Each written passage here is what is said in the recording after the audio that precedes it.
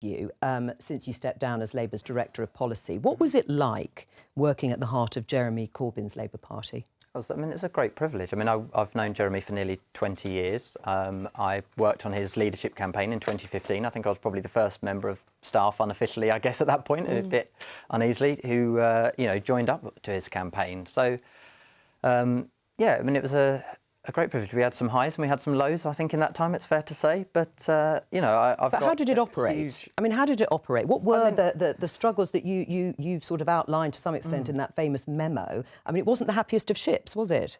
Look, there were problems in any... I think you said. That was a word I used. But look, that was a private memo that was not leaked by me. Somebody else felt the need to share it with the world, and I don't particularly thank them for that. But, in that I was talking about some problems within the office that existed. That's true. But, I mean, I think if you look at the overall problems, I mean, I think when we, Jeremy became leader of the Labour Party, a lot of the parliamentary Labour Party didn't accept that. And, you had people during Jeremy's acceptance speech, people, probably most of the public hadn't heard of, resigning from jobs they didn't have. And that wasn't a particularly gracious start. And I think the thing that fills me with more optimism this time is I don't think there'll be any of that kind. Whoever wins the Labour leadership, I don't think there'll be any of that kind of thing. But the party lost catastrophically, as we know. What was the biggest mistake? I don't think there's one single factor. I think Brexit played a role, but not necessarily in the way of because of our position on it, just because it divided the electorate in a way that was quite unhelpful to Labour. I think the attacks personally on Jeremy had sort of hit through, the Conservative Party and the press that you've got, strewn across the table here is overwhelmingly anti-Labour. It's much harder to be a Labour politician or a Labour Party when you've got, the majority of the press hostile to you.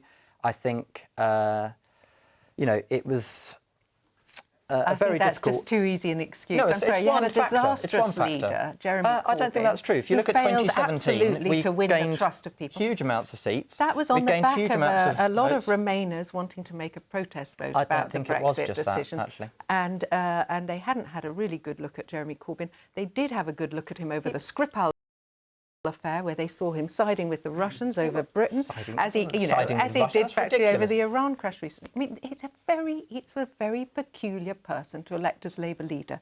And frankly, Rebecca Long-Bailey is now the hard left candidate and is finding it hard to win because people recognise that Labour's got to change to be in the game at all. Andrew, when did you lose faith in Jeremy Corbyn becoming Prime Minister? I mean, I never lost faith in Jeremy Corbyn. I've got immense respect for him. I think he's an incredibly principled politician who has, fought and campaigned for decades, actually, for the things he believes in.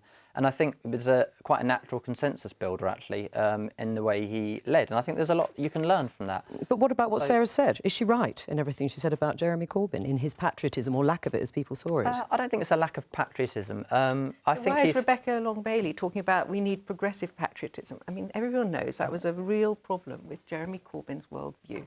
Look, I think the way that Jeremy was presented by the media and the way he was perceived was definitely an issue. But it was no war in Iran match. I mean, Mark. Yeah. I mean, I don't want a war in Iran. Well, there we are then. You agree with Jeremy Corbyn then? That's his comfort zone. Is just to be out there with to oppose war. On the streets, I'm very comfortable with opposing war as well, and that's a good thing. I think. How did it feel on the night? How did Jeremy Corbyn feel? How big a blow was it on election night? I mean, it was huge for everybody involved in the Labour Party. Jeremy, myself, and I'm sure everybody. I'm sure Annalise would say the same. I think we all looked at that exit poll in a state of despair because it was very disappointing. I mean, obviously the result was marginally better than the exit poll, but it was a very bad result. And we all feel a sense of responsibility and